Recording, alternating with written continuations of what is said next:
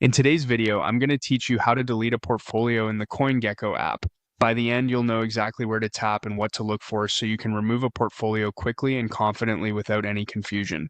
First, open your CoinGecko app. Give it a moment to load your data so everything on the screen is up to date. If you haven't used the app in a while, it's a good idea to make sure you're on a recent version so the layout matches what you see here. Next, look along the bottom of your screen for the star icon and tap it. This star takes you to the section where you manage favorites and portfolios. It's part of the bottom navigation bar, and tapping it ensures you're in the right place to access portfolio controls rather than just browsing coin prices.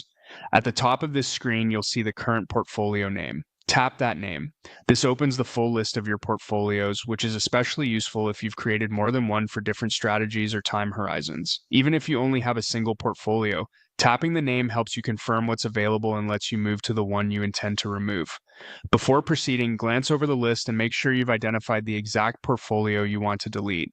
If you're unsure, you can briefly open it to confirm the holdings and then return to the list.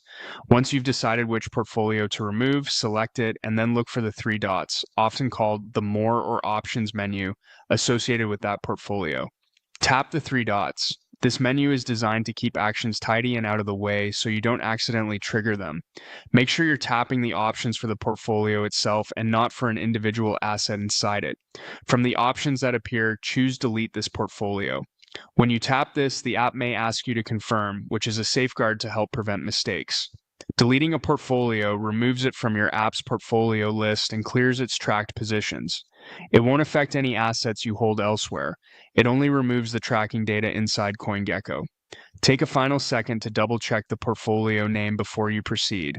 Once you confirm, the portfolio will disappear from your list and you'll be returned to the remaining portfolios or the main portfolio view. That's it. You've successfully deleted a portfolio in the CoinGecko app.